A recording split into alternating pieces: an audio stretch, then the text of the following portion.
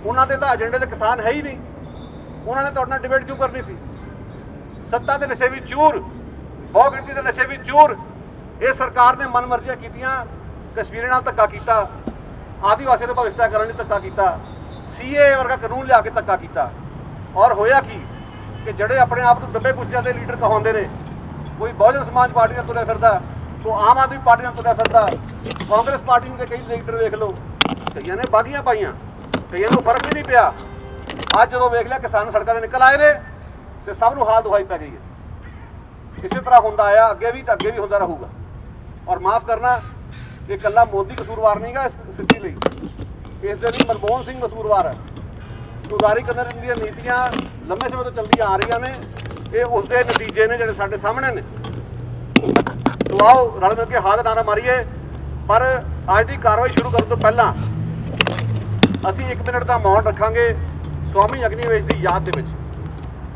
स्वामी अग्निवेश आर्य समाजी आगू सी, सुधारवादी Hindu leader C, पर सैकुलर सोच नूं परनाया होया वो शख्स जिहड़ा हमेशा घट गिणतियां दे हक्कां 'च हक्कां लई खड़ा होया, आदिवासियों के हक्कां लई खड़ा होया। इत्थों तक कि हिंदू धर्म के ठेकेदार कहाउण वाले ने उसकी भी पग रोड़ी। साडे ग्रुप ने उदों भी इत्थे रैली कड्ढी सी इसे पार्क दे विच।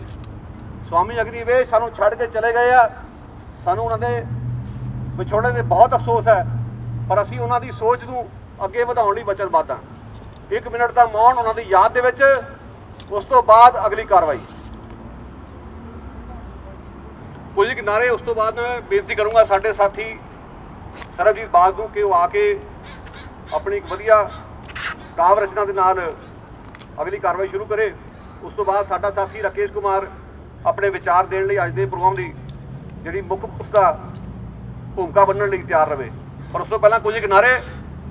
भगत सिंह तेरी सोच ते, भगत सिंह तेरी सोच ते, भगत सिंह तेरी सोच ते, किरती किसान एकता जिंदाबाद, किरती किसान एकता जिंदाबाद, लोटू टोला मुर्दाबाद, लोटू टोला मुर्दाबाद, बादल मोदी लोक विरोधी, बादल मोदी, बादल मोदी, बादल मोदी। धन्यवाद जी। सरबजीत बाग आओ स्टेज ते तुहाडी रचना सुनते हैं, उस तो बाद राकेश कुमार जी तैयार रहन।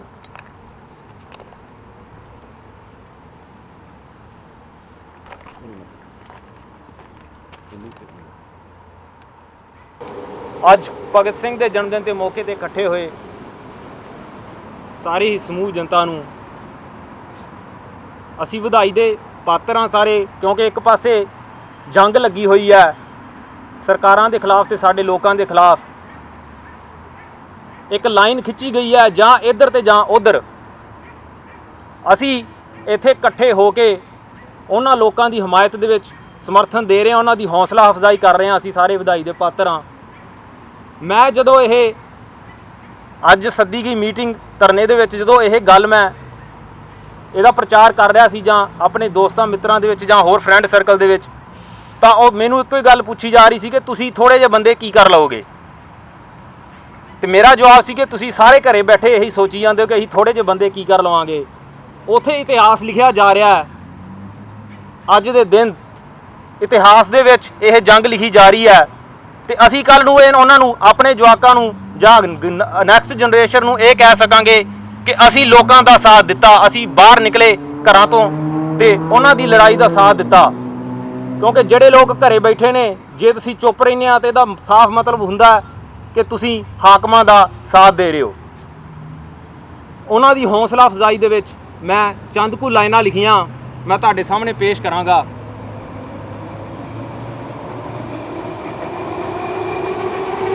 बाबे नानक दे पैरोकार गोबिंद सिंह दी तेज कटार, बाबे नानक दे पैरोकार गोबिंद सिंह दी तेज कटार, तेग बहादुर देआं वारिस पूरे पर पक जबाना दे, धरती चों सोना कढ दे असीं हां पुत किरसाना दे, धरती चों सोना कढ दे असीं हां पुत किरसाना दे, अणख इज्जत आबरू वाले लाड़ी मौत विआउण नूं काले, नहीं कदे गलामी सहिंदे ਤਿੱਖੇ ਤੇਵਰ ਬਾਗੀ ਵਾਲੇ, ਕਦੇ ਵੀ ਪਿੱਛੇ ਨਹੀਂ ਮੁੜਦੇ, ਅਸੀਂ ਹਾਂ ਤੀਰ ਕਮਾਨਾਂ ਦੇ। ਧਰਤੀ ਚੋਂ ਸੋਨਾ ਕੱਢਦੇ, ਅਸੀਂ ਹਾਂ ਪੁੱਤ ਕਿਰਸਾਨਾਂ ਦੇ। ਧਰਤੀ ਚੋਂ ਸੋਨਾ ਕੱਢਦੇ, ਅਸੀਂ ਹਾਂ ਪੁੱਤ ਕਿਰਸਾਨਾਂ ਦੇ। ਕਲਗੀਧਰ ਦਾ ਸਿੰਘ ਸਜਾਇਆ, ਬੰਦਾ ਸਿੰਘ ਪੰਜਾਬ ਨੂੰ ਆਇਆ। ਕਲਗੀਧਰ ਦਾ ਸਿੰਘ ਸਜਾਇਆ, ਬੰਦਾ ਸਿੰਘ ਪੰਜਾਬ ਨੂੰ ਆਇਆ। ਕਿਰਤੀ ਕਿਰਸਾਨਾ ਸੰਗ ਰਲਾਇਆ, ਵਜ਼ੀਰ ਖਾਨ ਨੂੰ ਪਾਰ ਬੁਲਾਇਆ। ਖੰਡੇ ਜਦ ਵੀ ਮੋਢੇ ਟੰਗੇ, ਆਹੂ ਲਏ ਹਵਾਨਾ ਦੇ। ਧਰਤੀ ਚੋਂ ਸੋਨਾ ਕੱਢਦੇ, ਅਸੀਂ ਹਾਂ ਪੁੱਤ ਕਿਰਸਾਨਾਂ ਦੇ। ਧਰਤੀ ਚੋਂ ਸੋਨਾ ਕੱਢਦੇ, ਅਸੀਂ ਹਾਂ ਪੁੱਤ ਕਿਰਸਾਨਾਂ ਦੇ। ਇਨਕਲਾਬ ਜਿੰਦਾਬਾਦ।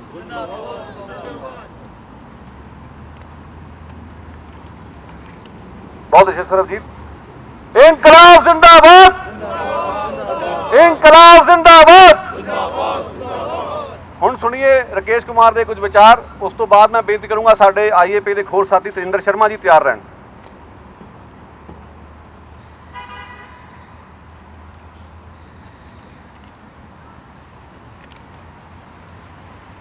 IAPI ਦੇ ਨਿੱਕੇ ਸੱਦੇ ਤੇ ਆਉਣ ਲਈ ਬਹੁਤ ਬਹੁਤ ਧੰਨਵਾਦ ਸਾਰਿਆਂ ਦਾ। ਭਗਤ ਸਿੰਘ ਦੇ ਜਨਮ ਦਿਹਾੜੇ ਤੇ ਜਦੋਂ ਆਪਾਂ ਅੱਜ ਇੱਕ ਜੰਗ ਦੀ ਹਮਾਇਤ ਦੇ ਵਿੱਚ ਇੱਥੇ ਇਕੱਠੇ ਹੋਏ ਆ, ਤਾਂ ਭਗਤ ਸਿੰਘ ਦੀ ਉਸ ਗੱਲ ਨੂੰ ਚੇਤੇ ਕਰਨਾ ਬਹੁਤ ਹੀ ਜ਼ਰੂਰੀ ਹੈ, ਜਿਹੜੀ ਕਿ ਸਮੇਂ-ਸਮੇਂ ਤੇ ਬੜੇ ਹੀ ਪ੍ਰਤੱਖ ਰੂਪ ਦੇ ਵਿੱਚ ਸੱਚ ਜਾਪਦੀ ਹੈ। ਉਹਨੇ ਬੜੇ ਸਾਫ਼ ਸ਼ਬਦਾਂ ਦੇ ਵਿੱਚ ਕਿਹਾ ਸੀ ਕਿ ਜਦੋਂ ਤੱਕ ਮਨੁੱਖ ਤੋਂ ਮਨੁੱਖ ਦੀ ਲੁੱਟ ਇਸ ਸਮਾਜ ਦੇ ਵਿੱਚ ਰਹੇਗੀ, ਉਦੋਂ ਤੱਕ ਲੋਕਾਂ ਦਾ ਸੰਘਰਸ਼ ਕਿਸੇ ਨਾ ਕਿਸੇ ਫਾਰਮ ਦੇ ਵਿੱਚ, ਕਿਸੇ ਨਾ ਕਿਸੇ ਰੂਪ ਦੇ ਵਿੱਚ ਜਾਰੀ ਰਹੇਗਾ। ਅੱਜ ਜਿਹੜਾ ਪਿੜ ਮਗਿਆ ਉਹ ਕਿਸਾਨਾਂ ਦਾ ਹੈ, ਪਰ ਉਸ ਸਮੇਂ ਤੋਂ ਲੈ ਕੇ ਹੁਣ ਤੱਕ ਜੇ ਆਪਾਂ ਦੇਖ ਲਈਏ, ਜਿਹੜੇ ਇਤਿਹਾਸ ਦੇ ਵਿੱਚ ਦਰਜ ਸੰਘਰਸ਼ ਨੇ ਉਹ ਕੋਈ 2-4 ਨਹੀਂ ਹੈਗੇ, ਬਹੁਤ ਨੇ। ਕਦੇ ਮਜ਼ਦੂਰਾਂ ਦਾ ਸੰਘਰਸ਼, ਕਦੇ ਵਿਦਿਆਰਥੀਆਂ ਦੀਆਂ ਫੀਸਾਂ ਵਧ ਗਈਆਂ, ਕਦੇ ਉਹਨਾਂ ਦੇ ਬੱਸ ਪਾਸ ਬੰਦ ਕਰਤੇ, ਕਦੇ ਮੁਲਾਜ਼ਮਾਂ ਦੇ ਜਿਹੜੇ ਮਹਿਕਮੇ ਨੇ ਉਹ ਪ੍ਰਾਈਵੇਟ ਕਰਤੇ। ਤਾਂ ਜਿੱਥੇ ਇਹ ਗੱਲ ਸੱਚ ਹੈ ਕਿ ਜਦੋਂ ਤੱਕ ਮਨੁੱਖ ਤੋਂ ਮਨੁੱਖ ਦੀ ਲੁੱਟ ਜਾਰੀ ਰਹੇਗੀ, ਉਦੋਂ ਤੱਕ ਸੰਘਰਸ਼ ਜਾਰੀ ਰਹੇਗਾ, ਉੱਥੇ ਉਹਨਾਂ ਨੇ ਇੱਕ ਦੂਜੀ ਗੱਲ ਕਹੀ ਸੀ ਕਿ ਜਿਹੀ ਜੀ ਆਜ਼ਾਦੀ ਦੀ ਲੜਾਈ ਚੱਲ ਰਹੀ ਹੈ, ਉਹਦੇ ਵਿੱਚ ਜੋ ਹੋਣਾ ਹੈ ਉਹ ਇਹ ਹੋਣਾ ਹੈ ਕਿ ਇਹ ਗੋਰੇ ਸ਼ਾਸਕਾਂ ਨੇ ਇੱਥੋਂ ਚਲੇ ਜਾਣਾ ਹੈ, ਤੇ ਜਸਟ ਸਿਰਫ ਤੇ ਸਿਰਫ ਰੰਗ ਦਾ ਹੀ ਫਰਕ ਹੋਣਾ ਆ, ਤੇ ਦੂਜੀ ਜਿਹੜੇ ਇੱਥੇ ਦੇ ਉਹਨਾਂ ਦੇ ਦਲਾਲ ਨੇ ਉਹਨਾਂ ਨੇ ਕਾਬਜ਼ ਹੋ ਜਾਣਾ ਹੈ। ਤਾਂ ਸਮੇਂ-ਸਮੇਂ ਦੇ ਉੱਤੇ ਲੋਕ ਵਿਰੋਧੀ, ਲੋਕ ਦੋਖੀ, ਲੋਕਾਂ ਨੂੰ ਦੱਬਣ ਕੁਚਲਣ ਵਾਲੀਆਂ ਜਿਹੜੀਆਂ ਪਾਲਿਸੀਜ਼ ਨੇ ਗਵਰਨਮੈਂਟ ਲੈ ਕੇ ਆਉਂਦੀ ਰਹੀ ਹੈ। ਜੇ ਕਿਸਾਨਾਂ ਦੇ ਸੰਘਰਸ਼ ਦੀ ਗੱਲ ਕਰੀਏ, ਪੰਜਾਬ, ਹਰਿਆਣਾ, ਉੱਤਰ ਪ੍ਰਦੇਸ਼, ਮਹਾਰਾਸ਼ਟਰ, ਮੱਧ ਪ੍ਰਦੇਸ਼, ਜਿਹੜੀਆਂ ਖੇਤੀ ਦੀਆਂ ਕੁਝ ਚੰਗੀਆਂ ਪੌਕਟਾਂ ਸੀ, ਉਹ ਆਪਾਂ ਦੇਖ ਸਕਦੇ ਹਾਂ ਪਿਛਲੇ ਬਹੁਤ ਲੰਬੇ ਸਮੇਂ ਤੋਂ ਇੱਕ ਗਹਿਰੇ ਖੇਤੀ ਸੰਕਟ ਦੇ ਵਿੱਚੋਂ ਲੰਘ ਰਹੀਆਂ ਸੀ। ਕਿਸਾਨਾਂ ਦੀਆਂ ਖੁਦਕੁਸ਼ੀਆਂ ਦਾ ਵਰਤਾਰਾ ਮਹਾਰਾਸ਼ਟਰ ਦਾ, ਪੰਜਾਬ ਦਾ ਜਾਂ ਹੋਰ ਸੂਬਿਆਂ ਦਾ ਕਿਸੇ ਤੋਂ ਲੁਕਿਆ ਨਹੀਂਗਾ। ਕਰਜ਼ੇ ਦਾ ਸੰਕਟ ਇੰਨਾ ਗਹਿਰਾ ਹੈ ਕਿ ਜਦੋਂ ਕੋਈ ਕਿਸਾਨ ਧੀ ਦਾ ਵਿਆਹ ਕਰਦਾ ਹੈ ਜਾਂ ਕਰਨਾ ਹੁੰਦਾ ਹੈ, ਕੁੜੀ ਮੁੰਡੇ ਵਾਲੇ ਦਾਜ ਮੰਗ ਲੈਂਦੇ ਨੇ ਤਾਂ ਉਹ ਫਾਹਾ ਲੈ ਲੈਂਦਾ, ਜਾਂ ਜਿਹੜੀ ਜ਼ਮੀਨ ਹੈ ਉਹ ਗਹਿਣੇ ਰੱਖੀ ਹੁੰਦੀ ਹੈ, ਬੈਂਕਾਂ ਵਾਲੇ ਗੇੜੇ ਮਾਰਦੇ ਨੇ, ਬਸ਼ਰਮੀ ਤੋਂ ਤੰਗ ਆ ਕੇ ਫਾਹਾ ਲੈ ਲੈਂਦਾ। ਜਦੋਂ ਸਾਨੂੰ ਸੋ-ਕਾਲਡ ਆਜ਼ਾਦੀ ਮਿਲੀ ਸੀ 1947 ਦੇ ਵਿੱਚ, ਸਾਡਾ ਭਾਰਤ ਅੰਨ ਸੰਕਟ ਦੇ ਵਿੱਚੋਂ ਦੀ ਲੰਘ ਰਿਹਾ ਸੀ। ਇਹ ਜਿਹੜੇ ਹਾਕਮ ਨੇ ਇਹ ਐਡੇ ਅਪੋਰਚੁਨਿਸਟ ਨੇ, ਐਡੇ ਮੌਕਾ ਪ੍ਰਸਤ ਨੇ। ਉਦੋਂ ਕਿਹਾ ਕਿਸਾਨ ਸਾਡਾ ਅੰਨਦਾਤਾ ਆ, ਸਾਡਾ ਅਨਾਜ ਸੰਕਟ ਹੱਲ ਕਰੋ। ਪੰਜਾਬ ਨੇ, ਹਰਿਆਣਾ ਨੇ ਜਾਂ ਹੋਰ ਜਿਹੜੀਆਂ ਖੇਤੀ ਦੀਆਂ ਪੌਕਟਾਂ ਨੇ, ਇਹਨਾਂ ਨੇ ਦਿਨ ਰਾਤ ਇੱਕ ਕਰਕੇ ਪੰਜਾਬ ਭਾਰਤ ਨੂੰ, ਪੂਰੇ ਭਾਰਤ ਨੂੰ ਆਤਮ ਨਿਰਭਰ ਬਣਾਇਆ, ਉੱਥੇ ਦੀ ਜਿਹੜਾ ਅੰਨ ਸੰਕਟ ਹੈ ਹੱਲ ਕੀਤਾ। ਉਸ ਤੋਂ ਬਾਅਦ ਕਾਰਪੋਰੇਟ ਘਰਾਣਿਆਂ ਦੇ ਜਾਂ ਵੱਡੀਆਂ ਮਲਟੀਨੈਸ਼ਨਲ ਕੰਪਨੀਆਂ ਦੇ ਇਸ਼ਾਰਿਆਂ ਤੇ ਉੱਥੇ ਗ੍ਰੀਨ ਰੈਵੋਲੂਸ਼ਨ ਦੇ ਨਾਂ ਦੇ ਹੇਠ ਇਹੋ ਜਿਹੀਆਂ ਪਾਲਿਸੀਜ਼, ਇਹੋ ਜਿਹੀਆਂ ਖਾਦਾਂ, ਫਰਟੀਲਾਈਜ਼ਰ, ਮਸ਼ੀਨਰੀ ਇੰਪਲੀਮੈਂਟ ਕੀਤੀ ਜਿਹਦੀ ਕੋਈ ਲੋੜ ਨਹੀਂ ਸੀ ਬਣਦੀ ਉੱਥੇ। ਉਹ ਜਿਹੜਾ ਅੱਜ ਖੇਤੀ ਸੰਕਟ ਹੈ, ਇਹ ਉਹ 1980ਵਿਆਂ ਦੇ ਵਿੱਚ ਜਿਹੜਾ ਗ੍ਰੀਨ ਰੈਵੋਲੂਸ਼ਨ ਇੰਪਲੀਮੈਂਟ ਕੀਤਾ ਗਿਆ, ਖਾਦਾਂ, ਮੈਕਨਾਈਜੇਸ਼ਨ, ਜਿਹਦੇ ਟਰੈਕਟਰ ਪੰਜਾਬ ਦੇ ਵਿੱਚ ਨੇ, 2 ਕਿੱਲਿਆਂ ਵਾਲੇ ਕੋਲੇ ਵੀ ਟਰੈਕਟਰ ਹੈ, 4 ਕਿੱਲਿਆਂ ਵਾਲੇ ਕੋਲੇ ਵੀ ਟਰੈਕਟਰ ਹੈ, 10 ਕਿੱਲਿਆਂ ਵਾਲੇ ਕੋਲੇ ਵੀ ਉਹੀ ਟਰੈਕਟਰ ਹੈ, ਤੇ ਉਹਦੀ ਯੂਟਿਲਾਈਜੇਸ਼ਨ ਤੇ ਉਹਦੀ ਜਿਹੜੀ ਕਾਸਟ ਆਫ ਪ੍ਰੋਡਕਸ਼ਨ ਹੈ ਉਹਦਾ ਬਹੁਤ ਵੱਡਾ ਪਾੜਾ ਆ। ਤਾਂ ਕਹਿਣ ਦਾ ਮਤਲਬ ਮਨਮੋਹਨ ਸਿੰਘ ਹੋਣਾ ਨੇ 92 ਦੇ ਅੰਦਰ ਨਿਊ ਇਕਨੋਮਿਕ ਪਾਲਿਸੀਜ਼ ਲੈ ਕੇ ਆਏ, ਕੀਤਾ ਕਿ ਹਰ ਇੱਕ ਦੇਸ਼ ਦੀ ਸਰਕਾਰ ਹੈ ਜਿਹੜੀ ਉਹ ਆਪਣੀ ਜਿਹੜੀ ਇਕਨੋਮੀ ਦਾ ਬੇਸ ਹੁੰਦਾ, ਰੀੜ੍ਹ ਦੀ ਹੱਡੀ ਹੁੰਦੀ, ਉਹਨੂੰ ਸਪੋਰਟ ਕਰਦੀ ਆ। ਭਾਰਤ ਦੇ ਵਿੱਚ ਵੀ ਸਪੋਰਟ ਕੀਤੀ ਜਾਂਦੀ ਸੀ, ਸਬਸਿਡਾਈਜ਼ਡ ਬੀਜ, ਖਾਦਾਂ ਦਿੱਤੀਆਂ ਜਾਂਦੀਆਂ ਸੀ ਜਾਂ ਮਿਨੀਮਮ ਸਪੋਰਟ ਪ੍ਰਾਈਸ ਦਿੱਤਾ ਜਾਂਦਾ ਸੀ।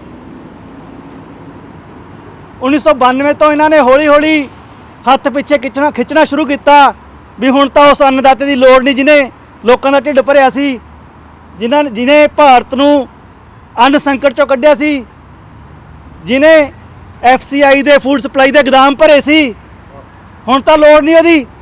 ਉਸ ਤੋਂ ਬਾਅਦ ਹੱਥ ਪਿੱਛੇ ਖਿੱਚੋ, ਬਿਜਲੀ ਦੇ ਬਿੱਲ ਲਾ ਦਿਓ ਜੀ, ਬੈਂਕਾਂ ਤੋਂ ਜਿਹੜੇ ਫ੍ਰੀ ਲਿਮਟਾਂ ਮਿਲਦੀਆਂ ਸੀ ਉਹ ਬੰਦ ਕਰ ਦਿਓ ਜੀ, ਕਰਜ਼ੇ ਇੰਟਰਸਟ ਤੇ ਦੇਣੇ ਸ਼ੁਰੂ ਕਰੋ ਜੀ, ਖੇਤੀ ਨੂੰ ਬਣਾਓ ਇੰਡਸਟਰੀ, ਵੀ ਬਾਕੀ ਇੰਡਸਟਰੀ ਹੈ, ਖੇਤੀ ਵੀ ਇੰਡਸਟਰੀ ਹੈ। ਤੇ ਬੰਦਾ ਪੁੱਛਣ ਵਾਲਾ ਹੋਵੇ ਕਿਹੜੇ ਦੇਸ਼ ਦੀ ਸਰਕਾਰ ਹੈ ਜਿਹੜੀ ਆਪਣੀ ਇਕਨੋਮੀ ਨੂੰ ਸਪੋਰਟ ਨਹੀਂ ਕਰਦੀ? ਜੇ ਕਿ ਕੋਈ ਇੰਡਸਟਰੀਅਲ ਕੰਟਰੀ ਹੈ ਤਾਂ ਉਹਨਾਂ ਨੂੰ ਫ੍ਰੀ ਬਿਜਲੀ ਜਾਂ ਸਬਸਿਡਾਈਜ਼ਡ ਬਿਜਲੀ ਜਾਂ ਹੋਰ ਸਹੂਲਤਾਂ ਦਿੱਤੀਆਂ ਜਾਂਦੀਆਂ ਨੇ। ਉਹ ਤੁਹਾਡੇ ਸਾਹਮਣੇ ਬੰਦੇ ਖੁਦਕੁਸ਼ੀ ਕਰ ਰਹੇ ਨੇ, ਮਰ ਰਹੇ ਨੇ। ਤੁਸੀਂ ਉਹ ਪਹਿਲਾਂ ਹੀ ਖੇਤੀ ਸੰਕਟ ਦੇ ਵਿੱਚ ਨੇ, ਤੁਸੀਂ ਜ਼ਖਮਾਂ ਤੇ ਨਮਕ ਛਿੜਕਣ ਤੋਂ ਸਿਵਾਏ ਕੁਝ ਨਹੀਂ ਕਰ ਰਹੇ। ਤੁਸੀਂ ਮਲਟੀਨੈਸ਼ਨਲ ਕੰਪਨੀਆਂ ਦੇ ਦਲਾਲ ਹੋ, ਤੁਸੀਂ ਉਹਨਾਂ ਦੀ ਸਿਰਫ ਤੁਹਾਨੂੰ ਉਹਨਾਂ ਦੀ ਪਰਵਾਹ ਆ, ਦੇਸ਼ ਦੇ 80-85% ਲੋਕਾਂ ਦੀ ਕੋਈ ਪਰਵਾਹ ਨਹੀਂ। ਸਾਨੂੰ ਇਸ 'ਚ ਕੋਈ ਹੈਰਾਨ ਨਹੀਂ ਹੋਣਾ ਚਾਹੀਦਾ।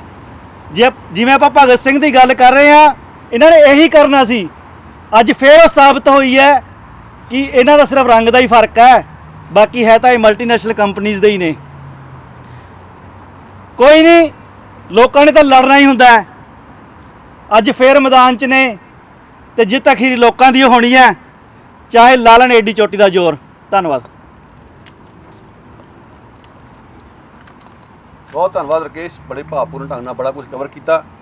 ਸਾਡੇ ਅਗਲੇ ਸਾਥੀ ਤੇਂਦਰ ਸ਼ਰਮਾ ਜੀ ਆਪਣੇ ਵਿਚਾਰ ਦੇਣਗੇ। ਉਸ ਤੋਂ ਬਾਅਦ ਮੈਂ ਬੇਨਤੀ ਕਰੂੰਗਾ ਬਾਬਾ ਬੰਦਾ ਸਿੰਘ ਬਹਾਦਰ ਸੁਸਾਇਟੀ ਵੱਲੋਂ ਇੰਦਰਜੀਤ ਸਿੰਘ ਬੈਂਸ ਤਿਆਰ ਰਹਿਣ। ਸਭ ਤੋਂ ਪਹਿਲਾਂ ਮੈਂ ਤਾਂ ਤੁਹਾਡਾ ਬਹੁਤ ਧੰਨਵਾਦੀ ਹਾਂ ਕਿ ਜਿਹੜਾ ਬਿਲਕੁਲ ਇੱਕ ਰੀਸੈਂਟਲੀ ਜਿਹੜਾ ਕਿਸਾਨੀ ਦੇ ਮੁੱਦੇ ਤੇ ਇੱਕ ਛੋਟੀ ਜਿਹੀ ਆਵਾਜ਼ ਤੇ ਇੰਨੇ ਲੋਕ ਜਿਨ੍ਹਾਂ ਹਾਂ ਦਾ ਹੁੰਗਾਰਾ ਭਰਨ ਵਾਸਤੇ ਜਿਹੜੇ ਇੱਥੇ ਪਹੁੰਚੇ ਨੇ, ਮੈਂ ਬਹੁਤ ਧੰਨਵਾਦੀ ਉਹਨਾਂ ਦਾ। ਇਸ ਕਾਲੀ ਜਿਹੜੀ ਨੀਤੀ, ਸਰਕਾਰ ਦੀ ਕਾਲੀ ਨੀਤੀ, ਇਸ ਨੇ ਬਹੁਤ ਹੀ ਜ਼ਿਆਦਾ ਜਿਹੜੀ ਸੱਟ ਮਾਰੀ ਹੈ ਕਿਸਾਨੀ ਦੇ। ਇਹ ਤਾਂ ਹੱਦ ਹੀ ਹੋ ਗਈ ਹੁਣ ਤਾਂ। ਸਿਆਸੀ ਕੈਦੀਆਂ ਤੋਂ ਲੈ ਕੇ ਤੇ ਹੋਰ ਜਿੰਨੀਆਂ ਮਿਨੋਰਿਟੀਜ਼ ਤੇ ਇਹਨਾਂ ਨੇ ਜਿੰਨੇ ਇਹਨਾਂ ਦੇ ਰਜੀਮ ਤੇ ਦੌਰਾਨ ਹਮਲੇ ਹੋਏ ਨੇ, ਉਹਨਾਂ ਤੋਂ ਲੈ ਕੇ ਤੇ ਆ ਕਿਸਾਨੀ ਦੀ ਜਿਹੜੀ ਕਾਲੀ ਨੀਤੀ ਇਹ ਲੈ ਕੇ ਆਏ ਨੇ, ਇਹਦੇ ਅਗੇਂਸਟ ਆਪਾਂ ਬਿਲਕੁਲ ਡਟ ਕੇ ਖੜ੍ਹੇ ਹਾਂ। ਮੈਨੂੰ ਲੱਗਦਾ ਇਸ ਤੋਂ ਜ਼ਿਆਦਾ ਮੈਂ ਹੋਰ ਕੁਝ ਨਹੀਂ ਕਹਾਂਗਾ। ਬਾਕੀ ਹੋਰ ਵੀ ਬੁਲਾਰੇ ਹੈਗੇ ਨੇ। ਇੱਕ ਨਾਰੇ ਨਾਲ ਮੈਂ ਆਪਣਾ ਖਤਮ ਕਰਾਂਗਾ। ਇਨਕਲਾਬ ਜ਼ਿੰਦਾਬਾਦ, ਇਨਕਲਾਬ ਜ਼ਿੰਦਾਬਾਦ। Thank you. ਸਰਦਾਰ ਇੰਦਰਜੀਤ ਸਿੰਘ ਬੈਂਸ ਜਿਹੜੇ ਬੰਦਾ ਸਿੰਘ ਬਹਾਦਰ ਸੁਸਾਇਟੀ ਨਾਲ ਜੁੜੇ ਹੋਏ ਨੇ, ਉਹ ਵੀ ਆਪਣੇ ਕੁਝ ਲਫ਼ਜ਼ ਕਹਿਣਗੇ, ਕਿਉਂਕਿ ਮਸਲਾ ਇਕੱਲਾ ਕਿਸਾਨੀ ਦਾ, ਕਿਰਤੀਆਂ ਦਾ ਨਹੀਂ ਹੈ, ਘੱਟ ਗਿਣਤੀਆਂ ਦਾ ਵੀ ਹੈ। ਘੱਟ ਗਿਣਤੀਆਂ ਦੇ ਹੱਕਾਂ 'ਤੇ ਛਾਪੇ ਲਗਾਤਾਰ ਮਾਰੇ ਜਾ ਰਹੇ ਨੇ। ਉਸ ਪੂਰੇ ਮਸਲੇ ਨੂੰ ਇਸ ਮਸਲੇ ਨਾਲੋਂ ਵੱਖ ਕਰਕੇ ਨਹੀਂ ਵੇਖਿਆ ਜਾ ਸਕਦਾ। ਇੰਦਰਜੀਤ ਸਿੰਘ ਬੈਂਸ ਇਸ ਬਾਰੇ ਆਪਣੀ ਰਾਏ ਦੇਣਗੇ। ਉਸ ਤੋਂ ਬਾਅਦ ਮੈਂ ਬੇਨਤੀ ਕਰੂੰਗਾ ਬੀਬੀ ਪਰਵਿੰਦਰ ਕੌਰ ਸਵੈਚ ਨੂੰ, ਉਹ ਤਿਆਰ ਰਹਿਣ। ਸਾਰਿਆਂ ਤੋਂ ਪਹਿਲਾਂ ਆਪ ਨੂੰ ਜੀ ਆਇਆਂ ਕਿ ਆਪ ਨੇ ਇਸ ਘੜੀ ਦੇ ਵਿੱਚ ਆ ਕੇ ਜਿੱਥੇ ਲੱਖਾਂ ਦੀ ਤਾਦਾਦ ਦੇ ਵਿੱਚ ਪੰਜਾਬੀ ਇੰਡੀਅਨ ਰਹਿੰਦੇ ਆ, ਉਹਨਾਂ ਨੇ ਪਤਾ ਨਹੀਂ ਕਿਉਂ ਚੁੱਪ ਧਾਰੀ ਆ। ਖਾਸ ਕਰਕੇ ਗੁਰਦੁਆਰਾ ਸੁਸਾਇਟੀਆਂ ਜਿਨ੍ਹਾਂ ਨੂੰ ਮੋਹਰੇ ਹੋ ਕੇ ਇਸ ਮਸਲੇ ਤੇ ਸੜਕਾਂ ਤੇ ਉਤਰਨਾ ਚਾਹੀਦਾ ਸੀ। ਕਿਹੜੀਆਂ ਮਜਬੂਰੀਆਂ ਆ ਕਿ ਕੈਨੇਡਾ 'ਚ ਬੈਠੇ ਵੀ ਮੋਦੀ ਤੋਂ ਡਰੀ ਜਾਂਦੇ ਆ। ਬਾਬਾ ਬੰਦਾ ਸਿੰਘ ਬਹਾਦਰ ਨੇ ਜਿਹੜਾ ਬੰਜਾਰਿਆਂ ਨੂੰ ਕਿਸਾਨਾਂ ਦੇ ਬਣਾਇਆ ਸੀਗਾ, ਉਹਨਾਂ ਨੂੰ ਆਪਣੇ ਹੱਕ ਦਿੱਤੇ ਸੀ। ਉਹ ਟੱਕਰ ਸਿਰਫ ਉਦੋਂ ਤੋਂ ਲਾ ਕੇ ਹੁਣ ਤੱਕ ਇਹੀ ਚੱਲਦੀ ਆ ਰਹੀ ਆ ਵੀ ਜਿਹੜੇ ਹੱਕ ਦਿੱਤੇ ਗਏ ਆ ਉਹ ਵਾਪਸ ਲੈਣੇ ਆ। ਗੱਲ ਇੱਥੇ ਖੜੀ ਆ। ਮੈਂ ਨਹੀਂ ਕਹਿੰਦਾ, ਮੋਦੀ ਦਾ ਮੀਡੀਆ ਕਹਿੰਦਾ, ਮੋਦੀ ਦਾ ਮੀਡੀਆ ਕਿ ਕੋਵਿਡ-19 ਦੇ ਵਿੱਚ 40% ਜਿਹੜਾ ਰਾਸ਼ਨ ਆ ਉਹ ਇਕੱਲੇ ਪੰਜਾਬ ਤੋਂ ਵੰਡਿਆ ਗਿਆ।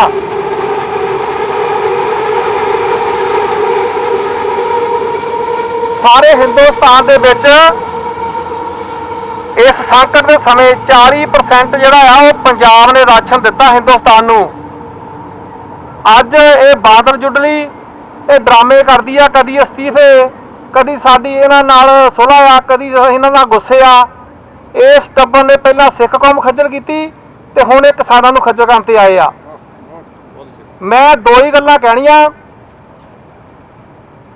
ਦੇਖੋ, ਸਾਡੀ ਸੋਚ ਕਿਤੇ ਵੀ ਹੋਵੇ ਕਿਸੇ ਨਾਲ, ਮੇਰੀ ਪਰਸਨਲ ਸੋਚ ਇਹ ਆ ਵੀ ਜਿੱਥੇ ਧੱਕਾ ਹੁੰਦਾ ਆ ਉੱਥੇ ਜਾ ਕੇ ਖੜਨਾ ਚਾਹੀਦਾ। ਜੀ ਅੱਜ ਅਸੀਂ ਨਹੀਂ ਖੜੇ ਹੋਏ, ਕੱਲ੍ਹ ਸਾਡੇ ਨਾਲ ਕਿਸੇ ਨੇ ਨਹੀਂ ਖੜਨਾ। ਕੈਨੇਡਾ ਦੇ ਵਿੱਚ, ਟੋਰਾਂਟੋ ਦੇ ਵਿੱਚ, ਸਰੀ ਜਿੱਥੇ ਪੰਜਾਬੀਆਂ ਦਾ ਗੜ੍ਹ ਵਾ, ਹੱਦ ਹੋ ਗਈ ਯਾਰ। ਇੱਕ ਵੀ ਰੈਲੀ ਨਹੀਂ ਕਰ ਸਕੇ। ਪੰਜਾਬ ਦੇ ਵਿੱਚ ਅਗਲੇ ਨੇ ਨਾਸੀ ਧੂਆ ਕਰਤਾ, ਉਹ ਗੱਲ ਵੱਖਰੀ ਆ। ਬਿੱਲ ਕੁਛ ਵੀ ਹੋਣ, ਪਾਸ ਹੋ ਗਏ ਆ, ਲਾਗੂ ਹੋਣ, ਨਾ ਵਾਪਸ ਜੋ ਵੀ ਆ, ਪਰ ਘੱਟੋ ਘੱਟ ਜਾਗਦੀ ਜ਼ਮੀਰ ਆ। ਲੋਕੀ ਸੜਕਾਂ ਤੇ ਤਾਂ ਆਏ ਆ ਨਾ। ਜੇ ਪੰਜਾਬ ਉੱਜੜਦਾ ਜਾਂ ਹਿੰਦੁਸਤਾਨ ਦਾ ਕਿਸਾਨ ਉੱਜੜਦਾ ਆ, ਤੁਸੀਂ ਵੀ ਟੈਚੀ ਚੱਕ ਕੇ ਉੱਥੇ ਨਹੀਂ ਜਾਣ ਜੋਗੇ ਰਹਿਣਾ। ਤੁਹਾਡੇ ਜਾਂਦੇ ਨੂੰ ਤੁਹਾਡੇ ਵਿਹੜੇ ਖਾਲੀ ਹੋਣੇ ਆ ਖੁਦਕੁਸ਼ੀਆਂ ਕਰ ਕਰਕੇ। ਇਸ ਕਰਕੇ ਗੁਰਪ੍ਰੀਤ ਸਿੰਘ ਦਾ ਵੀ ਵਿਸ਼ੇਸ਼ ਤੌਰ ਤੇ ਧੰਨਵਾਦ ਆ ਕਿ ਇਹ ਬੰਦਾ ਜਦੋਂ ਵੀ ਕੋਈ ਧੱਕਾ ਹੁੰਦਾ ਆ, ਚਾਹੇ ਕਿਸੇ ਕੌਮ ਨਾਲ ਹੋਵੇ, ਦੇਸ਼ ਨਾਲ ਹੋਵੇ, ਕਿਸੇ ਨਾਲ ਵੀ ਹੋਵੇ, ਇਹ ਬੰਦਾ ਸਾਨੂੰ ਸਾਰੇ ਇਕੱਠੇ ਕਰਕੇ ਉਹਦੇ ਵਿਰੁੱਧ ਆਵਾਜ਼ ਉਠਾਉਣ ਦਾ ਮੌਕਾ ਦਿੰਦਾ। Thank you so much. Sat Sri ਅਕਾਲ ਜੀ। ਇੰਦਰ ਜੀ ਭਾਈ, ਤੁਹਾਡੇ ਨੇਕ ਸ਼ਬਦਾਂ ਲਈ ਧੰਨਵਾਦ। ਦਰਅਸਲ ਉਪਰਾਲਾ ਸਾਡੀ ਸਾਰੇ ਜਥੇਬੰਦੀ ਦਾ, ਖਾਸ ਤੌਰ ਤੇ ਸਾਡੇ ਦੋ ਨੌਜਵਾਨ ਰਾਕੇਸ਼ ਤੇ ਸਰਬਜੀਤ ਬਾਲ ਨੇ ਇਨੀਸ਼ੀਏਟਿਵ ਲਿਆ ਸੀਗਾ। ਸੋ ਮੈਂ ਤੁਹਾਡਾ ਫਿਰ ਵੀ ਧੰਨਵਾਦ ਕਰਨਾ ਚਾਹੁੰਦਾ ਇਸ ਗੱਲ ਲਈ। ਤੁਸੀਂ ਆਏ ਹੋ ਔਰ ਤੁਸੀਂ ਇਕੱਲੇ ਆ ਕੇ ਇੱਕ ਤਰੀਕੇ ਨਾਲ ਸਿੱਖ ਕੌਮ ਦੀ ਨੁਮਾਇੰਦਗੀ ਕੀਤੀ ਹੈ, ਉਸ ਦੇ ਲਈ ਤੁਸੀਂ ਵਧਾਈ ਦੇ ਪਾਤਰ ਹੋ। ਬੀਬੀ ਪਰਵਿੰਦਰ ਕੌਰ ਸਵੈਚ ਇੱਕ ਸਾਡੇ ਭਾਈਚਾਰੇ ਦੀ ਇੱਕ ਮਾਣਮਤੀ ਸ਼ਖਸੀਅਤ, ਖੁਦ ਵੀ ਸ਼ਹੀਦੀ ਪਰਿਵਾਰ ਨਾਲ ਸੰਬੰਧਿਤ ਹੈ। ਅੱਜ ਦੇ ਮੌਕੇ ਤੇ ਉਹਨਾਂ ਦੇ ਵਿਚਾਰ ਸੁਣਦੇ ਹਾਂ। ਉਸ ਤੋਂ ਬਾਅਦ I will request Joseph from CPCML to say a few words after Parminder Swaj. ਮੈਂ ਵੀ ਇਸ ਸੰਦਰਭ ਦੇ ਵਿੱਚ ਇੱਕ ਕਵਿਤਾ ਲਿਖੀ ਹੈ, ਮੈਂ ਤੁਹਾਡੇ ਨਾਲ ਉਹ ਜ਼ਰੂਰ ਸਾਂਝੀ ਕਰਨਾ ਚਾਹੁੰਦੀ ਹਾਂ। ਜੇਕਰ ਅਸੀਂ ਅੱਜ ਉੱਠੇ ਨਹੀਂ ਤਾਂ ਖੋਹ ਲਈ ਜਾਵੇਗੀ ਸਾਡੀ ਸੋਚਣ ਸ਼ਕਤੀ। ਪਾਗਲ ਦਾ ਖਿਤਾਬ ਦੇ ਕੇ ਡੱਕ ਦਿੱਤਾ ਜਾਵੇਗਾ ਕਿਸੇ ਪਾਗਲਖਾਨੇ। ਜੇਕਰ ਅਸੀਂ ਅੱਜ ਉੱਠੇ ਨਹੀਂ ਤਾਂ ਪੈ ਜਾਵੇਗੀ ਸਾਡੀਆਂ ਚੇਤਨ ਕਲਮਾਂ ਨੂੰ ਮਾਰ ਦੇ ਕੇ ਦੇਸ਼ ਧਰੋਹੀ ਦਾ ਫਤਵਾ ਡੱਕ ਦਿੱਤਾ ਜਾਵੇਗਾ ਅੱਡਾ ਜੇਲ੍ਹ ਵਿੱਚ। ਜੇਕਰ ਅਸੀਂ ਉੱਠੇ ਨਹੀਂ ਤਾਂ ਖੋਹ ਲਈ ਜਾਵੇਗੀ ਸਾਡੀ ਸੁਣਨ ਸ਼ਕਤੀ। ਬਹਿਰੇ ਬਣਾ ਕੇ ਢਾਲ ਦਿੱਤਾ ਜਾਵੇਗਾ ਕੰਨਾਂ ਵਿੱਚ ਤਪਦਾ ਸਿੱਕਾ। ਜੇਕਰ ਅਸੀਂ ਅੱਜ ਵੀ ਉੱਠੇ ਨਹੀਂ ਤਾਂ ਕੱਟ ਦਿੱਤੀ ਜਾਵੇਗੀ ਸਾਡੀ ਜੀਭ ਜੋ ਕਰਦੀ ਹੈ ਸੱਚ ਨੂੰ ਸੱਚ ਕਹਿਣ ਦੀ ਹਿੰਮਤ ਤੇ ਹੱਕ ਨੂੰ ਹੱਕ ਕਹਿਣ ਦੀ ਹਿੰਮਤ। ਜੇਕਰ ਅਸੀਂ ਅੱਜ ਵੀ ਉੱਠੇ ਨਹੀਂ ਤਾਂ ਕਰ ਦਿੱਤਾ ਜਾਵੇਗਾ 562 ਦੇ ਬਲਵਾਂ ਨਾਲ ਅੱਖਾਂ ਤੋਂ ਅੰਨੇ ਦੇਖ ਨਹੀਂ ਸਕਾਂਗੇ ਭਗਵਾ ਨੰਗਾ ਨਾਚ ਜੋ ਟੰਗਿਆ ਹੈ ਤਰਸ਼ੂਲ ਦੀ ਨੋਕ ਤੇ। ਜੇਕਰ ਅਸੀਂ ਉੱਠੇ ਨਹੀਂ ਤਾਂ ਪੈ ਜਾਣਗੇ ਵਿਦਰੋਹ ਨੂੰ ਸੰਗਲ ਮਰ ਜਾਵੇਗਾ ਸਵੈਮਾਨ ਅਣਿਆਈ ਮੌਤੇ। ਜੇਕਰ ਅਸੀਂ ਅੱਜ ਵੀ ਉੱਠੇ ਨਹੀਂ ਤਾਂ ਸਾਡੇ ਵਿਚਾਰਾਂ ਦੀ ਜੰਗ ਨੂੰ ਖਾ ਜਾਵੇਗਾ ਘੁਣ। ਚੇਤਨਤਾ ਦੇ ਜ਼ਖੀਰਿਆਂ ਦੀ ਲੱਗੇਗੀ ਬੋਲੀ ਦਿਨ ਦੁਪਹਿਰੇ। ਜੇਕਰ ਅਸੀਂ ਉੱਠੇ ਨਹੀਂ ਤਾਂ ਜਾਣਾ ਪਵੇਗਾ ਕੰਪਨੀ ਦੇ ਖੇਤ ਢਿੱਡ ਦੇ ਝੁਲਕੇ ਲਈ। ਸ਼ਰਮਿੰਦਾ ਹੋਵੇਗੀ ਮੱਕੀ ਦੇ ਖੇਤਾਂ ਵਿੱਚ ਉੱਗੀ ਗਧਾ ਵੇਲ ਸਾਡੇ ਮੁੜਕੇ ਦੀ ਖੁਸ਼ਬੂ ਪਛਾਣ ਕੇ ਵੀ। ਜੇਕਰ ਅਸੀਂ ਉੱਠੇ ਨਹੀਂ ਤਾਂ ਸਦੀਆਂ ਤੋਂ ਪੈਲੀਆਂ ਵਿੱਚ ਦੱਬੀਆਂ ਰੀਝਾਂ, ਵੱਟਾਂ ਬੰਨਿਆਂ ਦਾ ਮੋਹ, ਤੇਰੀ ਸਾਡੀ ਨੀਵੀਂ ਧੌਣ ਦੇਖ ਕੇ ਕਰਲਾ ਉੱਠੇਗਾ, ਪਾਵੇਗਾ ਬੈਣ ਧੁਰ ਸੀਨੇ ਤੋਂ। ਜੇਕਰ ਅਸੀਂ ਉੱਠੇ ਨਹੀਂ ਤਾਂ ਸੰਗੀ ਫਿਰਕੂ ਜ਼ਹਿਰਾਂ ਧਾਰਨਗੀਆਂ ਰੂਪ, ਮੱਕੜੀ ਜਾਲ ਦਾ ਫਸ ਜਾਓਗੇ ਜਿੰਦਾ ਮੁਰਦੇ ਵਾਂਗ, ਸਲੀਬ ਤੇ ਲਟਕੇ ਈਸਾ ਦੀ ਤਰ੍ਹਾਂ। ਜੇਕਰ ਅਸੀਂ ਉੱਠੇ ਨਹੀਂ ਤਾਂ ਉਹ ਲੈ ਜਾਣਗੇ ਸਾਡੇ ਤਨ ਤੇ ਮਨ ਦੇ ਕੱਜਣ, ਕਰ ਦੇਣਗੇ ਅਲਫ ਨੰਗੇ ਬਿਨ ਪੋਤੜਿਆਂ ਦੇ, ਪਾ ਦੇਣਗੇ ਜੰਗਲ ਦੇ ਰਾਹ ਜਿੱਥੋਂ ਤੁਰਿਆ ਸੀ ਮਨੁੱਖ ਨੰਗ ਮਨੰਗਾ। ਇਸ ਲਈ ਹੁਣ ਉੱਠਣ ਦਾ ਵੇਲਾ ਹੈ, ਉਠਾਉਣ ਦਾ ਵੇਲਾ ਹੈ, ਕੁੰਭਕਰਨੀ ਨੀਂਦੋਂ ਜਾਗਣ ਦਾ ਵੇਲਾ ਹੈ, ਜਗਾਉਣ ਦਾ ਵੇਲਾ ਹੈ, ਸੁੱਤੀ ਚੇਤਨਾ ਨੂੰ ਟੁੰਬਣ ਦਾ ਵੇਲਾ ਹੈ, ਉੱਠਣ ਦਾ ਵੇਲਾ ਹੈ, ਉਠਾਉਣ ਦਾ ਵੇਲਾ ਹੈ। ਮੈਂ ਇਸ ਜਥੇਬੰਦੀ ਦਾ ਬਹੁਤ ਬਹੁਤ ਧੰਨਵਾਦ ਕਰਦੀ ਹਾਂ ਕਿ ਅਸੀਂ ਅੱਜ ਇੱਥੇ ਇਕੱਠੇ ਹੋ ਕੇ ਇਹ ਇੱਕ ਰੈਲੀ ਕਰ ਰਹੇ ਹਾਂ। ਚਾਹੇ ਬੰਦੇ ਥੋੜੇ ਵੀ ਹੋਣ, ਪਰ ਆਵਾਜ਼ ਹੈ ਜਿਹੜੀ ਉਹ ਸਭ ਦੇ ਕੰਨਾਂ ਨੂੰ ਪਾੜਨੀ ਹੋਣੀ ਚਾਹੀਦੀ ਹੈ ਤੇ ਲੋਕਾਂ ਤੱਕ ਜਾਣੀ ਚਾਹੀਦੀ ਹੈ ਸਾਡੀ ਆਵਾਜ਼। ਜੈ ਸੰਘਰਸ਼, ਜੈ ਸੰਘਰਸ਼, ਜੈ ਸੰਘਰਸ਼, ਜੈ ਸੰਘਰਸ਼। ਕਿਰਤੀ ਕਿਸਾਨ ਏਕਤਾ ਜਿੰਦਾਬਾਦ, ਜਿੰਦਾਬਾਦ, ਜਿੰਦਾਬਾਦ, ਕਿਰਤੀ ਕਿਸਾਨ ਏਕਤਾ ਜਿੰਦਾਬਾਦ, ਜਿੰਦਾਬਾਦ, ਜਿੰਦਾਬਾਦ। ਰਵਿੰਦਰ ਭੈਣ ਜੀ ਬਹੁਤ ਧੰਨਵਾਦ, ਬਹੁਤ ਹੀ ਵਧੀਆ ਮਾਰਕੇ ਦੀ ਕਵਿਤਾ ਸੀ। ਮੈਂ ਫਿਰ ਦੁਹਰਾਉਣਾ ਚਾਹੁੰਦਾ ਕਿ ਇਹ ਲੜਾਈ ਸਿਰਫ ਕਿਸਾਨਾਂ ਦੀ ਕਿਰਤੀ ਦੀ ਲੜਾਈ, ਕਿਰਤੀਆਂ ਦੀ ਲੜਾਈ ਨਹੀਂ ਹੈ, ਉਹਨਾਂ ਸਿਆਸੀ ਕੈਦੀਆਂ ਦੀ ਲੜਾਈ ਵੀ ਹੈ ਜਿਹੜੇ ਜੇਲ੍ਹਾਂ 'ਚ ਸਾੜੇ ਜਾ ਰਹੇ। ਭਗਤ ਸਿੰਘ ਤੇ ਉਸਦੇ ਸਾਥੀਆਂ ਨੇ ਭੁੱਖ ਹੜਤਾਲਾਂ ਰੱਖੀਆਂ ਜੇਲ੍ਹਾਂ ਦੇ ਵਿੱਚ, ਕਿਉਂ? ਕਿਉਂਕਿ ਸਿਆਸੀ ਕੈਦੀ ਨਾਲ ਅਨਿਆਂ ਹੋ ਰਿਹਾ ਸੀ। ਤੇ ਹੋਇਆ ਇਹ ਆ 47 ਤੋਂ ਬਾਅਦ ਸਾਡੀ ਆਪਣੀ ਸਰਕਾਰ ਆ, ਉੱਥੇ ਉਹੀ ਕੁਝ ਹੁਣ ਹੋ ਰਿਹਾ। ਆਪਾਂ ਅੱਜ ਸਾਈ ਬਾਬੇ ਨੂੰ ਜੇਲ੍ਹ 'ਚ ਸਾੜਿਆ ਜਾ ਰਿਹਾ, ਵਾਰਾ-ਵਾਰਾ ਰਾਉ ਨੂੰ ਜੇਲ੍ਹ 'ਚ ਸਾੜਿਆ ਜਾ ਰਿਹਾ, ਵਾਰਾ-ਵਾਰਾ ਰਾਉ ਨੂੰ ਕੋਵਿਡ ਹੋ ਗਿਆ, ਕਿਸੇ ਵੱਡੇ ਮੀਡੀਆ ਨੇ ਗੱਲ ਨਹੀਂ ਕੀਤੀ। ਅਮਿਤਾਭ ਬੱਚਨ ਨੂੰ ਕੋਵਿਡ ਹੋ ਗਿਆ, ਸਾਰੇ ਦੇਸ਼ 'ਚ ਕੁਰਲਾਟ ਮਚ ਗਈ। ਇਹ ਇਨਸਾਫ ਹੈ ਉੱਥੋਂ ਦੇ ਮੀਡੀਆ ਦਾ। ਕੁਝ ਕਿਨਾਰੇ ਉਸ ਤੋਂ ਬਾਅਦ ਬੇਨਤੀ ਕਰੂੰਗਾ ਜੋਸਫ ਨੂੰ ਆਪਣੇ 2 ਸ਼ਬਦ ਕਹਿਣ। ਸਿਆਸੀ ਕੈਦੀ ਰਿਹਾ ਕਰੋ, ਸਿਆਸੀ ਕੈਦੀ ਰਿਹਾ ਕਰੋ, ਸਰਕਾਰੀ ਦਮਨ ਬੰਦ ਕਰੋ, ਸਰਕਾਰੀ ਦਮਨ ਬੰਦ ਕਰੋ, ਬੰਦੀ ਸਿੰਘ ਰਿਹਾ ਕਰੋ। Now over to Joseph from CPCML. He would like to say a few words, and after that I will request Ryan Abbott to say a few words after him. Comrades and friends, welcome on this occasion that we're celebrating the Bhagat Singh and the other martyrs of the Indian people, and also saluting the Indian farmers that are in the streets in opposition to these laws that are threatening and wrecking them. And they're in the streets. They're not taking the route of which they've been subjected to, of suicides, etc. As they say, it's much better to die fighting with dignity than to give up.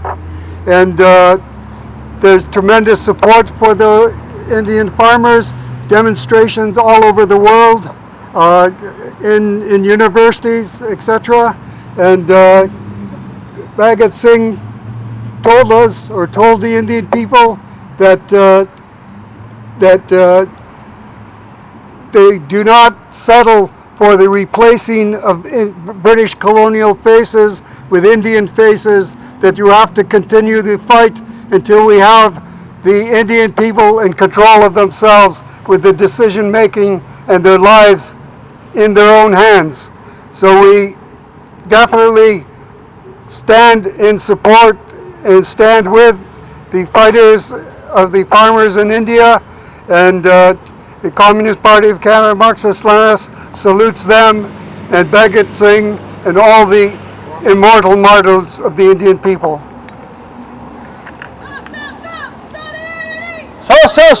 Solidarity! So दोस्तों, इनकलाब जिंदाबाद।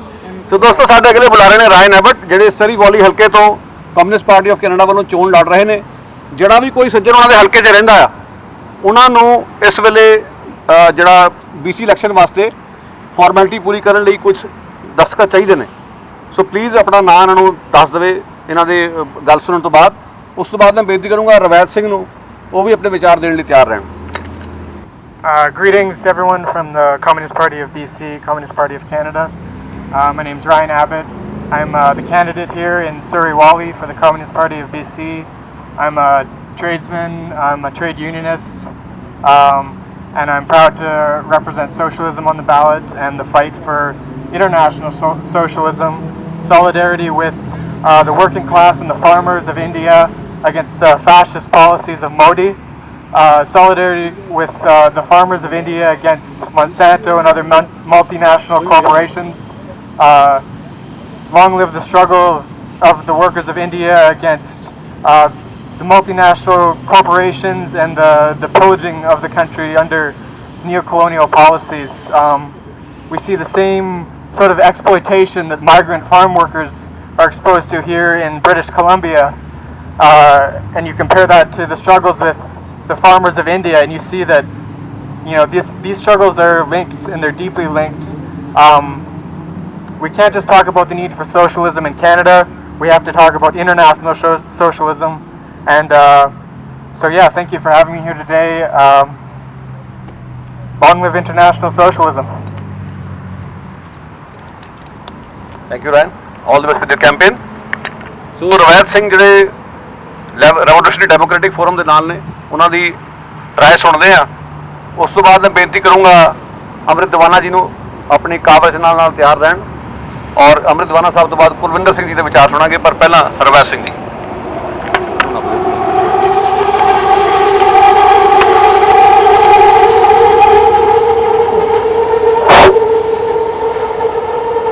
ਸਾਥੀਓ, ਤੁਹਾਡਾ ਇੱਥੇ ਪਹੁੰਚਣ ਤੇ ਬਹੁਤ ਬਹੁਤ ਧੰਨਵਾਦ, ਅਤੇ ਭਾਰਤ ਦੇ ਕੌਮੀ ਇਨਕਲਾਬੀ ਸ਼ਹੀਦ ਭਗਤ ਸਿੰਘ ਦੇ ਜਨਮ ਦਿਨ ਦੀਆਂ ਮੁਬਾਰਕਾਂ।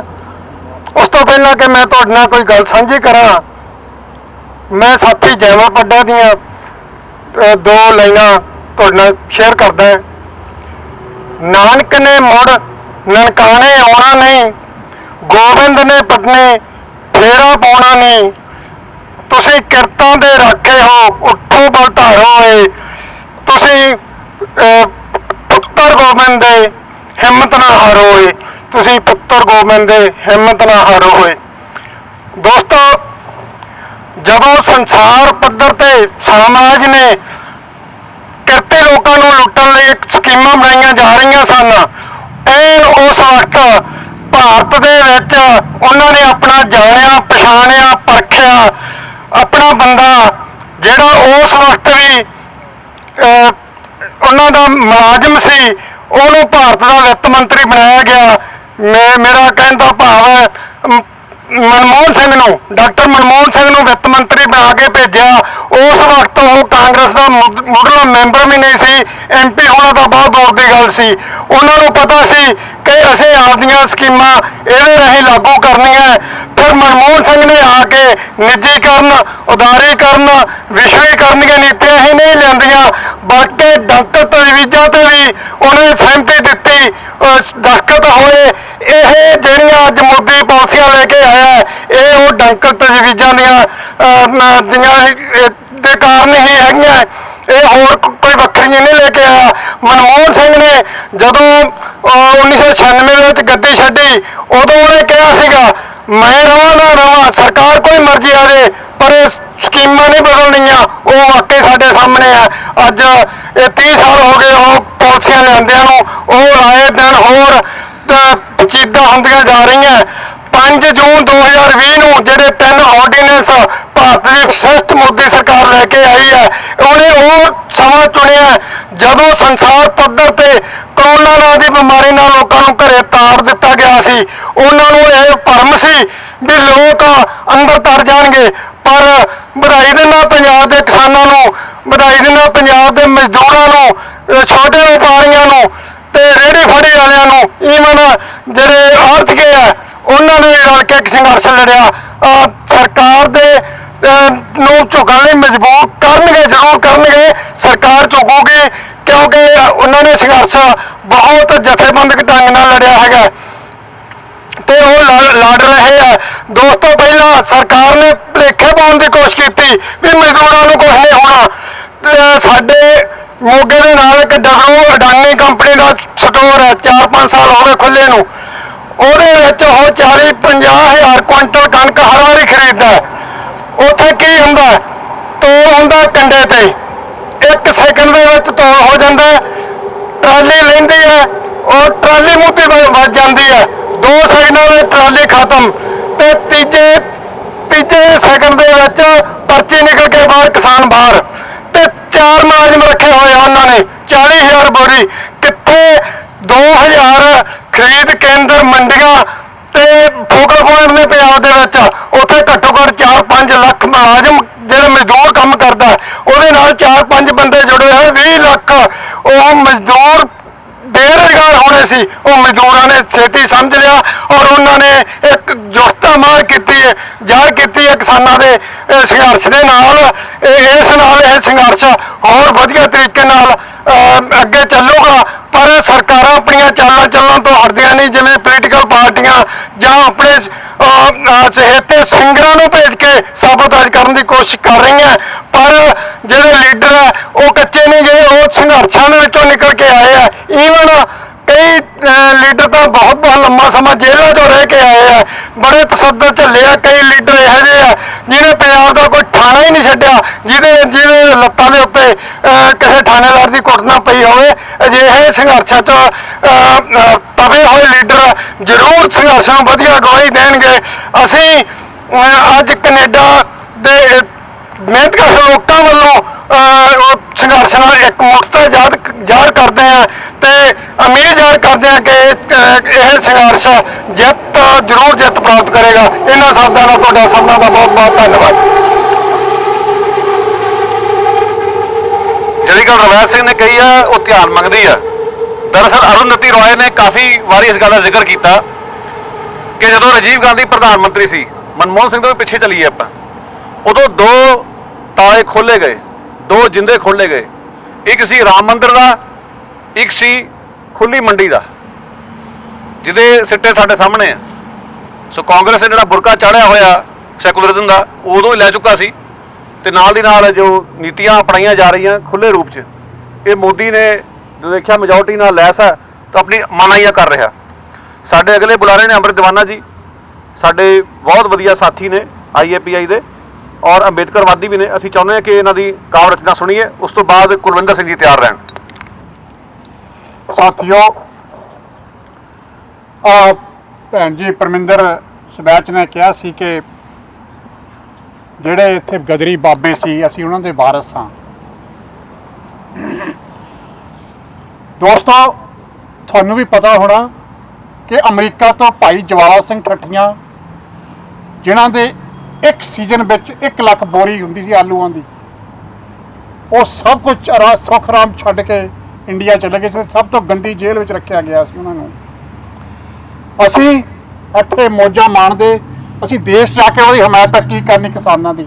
ਅਸੀਂ ਘਰ ਤੋਂ ਇੱਥੇ ਨਹੀਂ ਆ ਸਕਦੇ।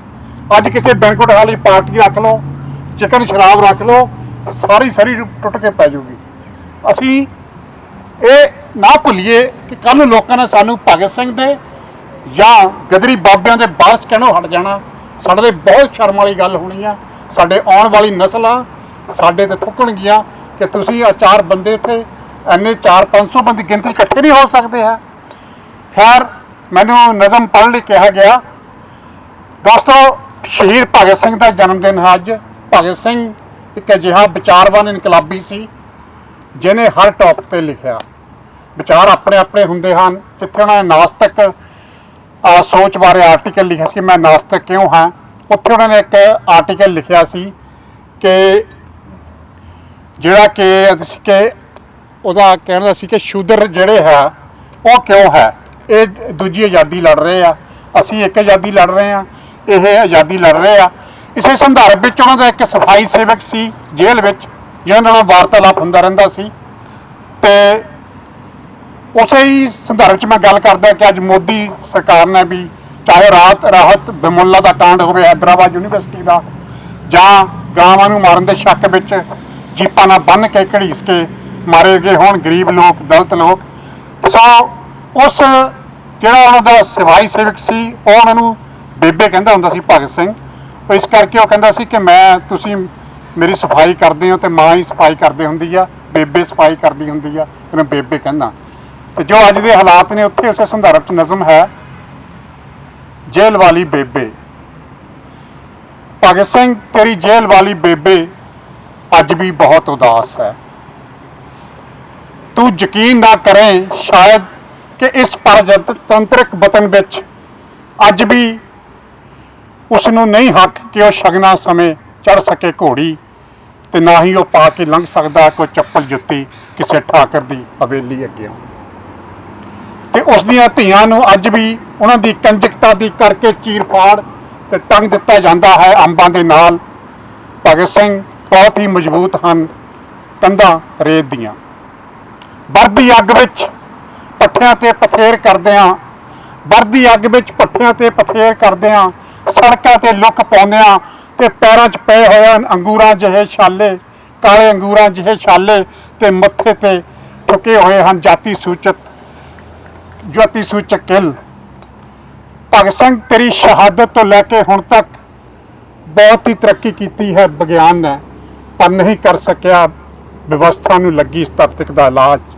ਪਰ ਭਗਤ ਸਿੰਘ ਮਾਫ ਕਰੀ, ਮੈਂ ਕਿਉਂ ਕਰ ਰਿਹਾ ਹਾਂ ਤੇਰੀ ਰੂਹ ਨੂੰ ਬੇਆਰਾਮ, ਪਰ ਉਹ ਤਾਂ ਅੱਜ ਤੈਨੂੰ ਚੌਂਕ 'ਚ ਤੱਕਿਆ ਤਾਂ ਮੇਰੀ ਕਲਮ ਦੀ ਸੰਵੇਦਨਾ ਨੇ ਫੁੱਟ ਕੇ ਰੋ ਪਈ, ਤਾਂ ਕਿ ਤੈਨੂੰ ਵੀ ਪਤਾ ਹੋਵੇ ਕਿ ਤੇਰੀ ਜੇਲ੍ਹ ਵਾਲੀ ਬੇਬੇ ਅੱਜ ਵੀ ਬਹੁਤ ਉਦਾਸ ਹੈ, ਅੱਜ ਵੀ ਬਹੁਤ ਉਦਾਸ ਹੈ, ਅੱਜ ਵੀ ਬਹੁਤ।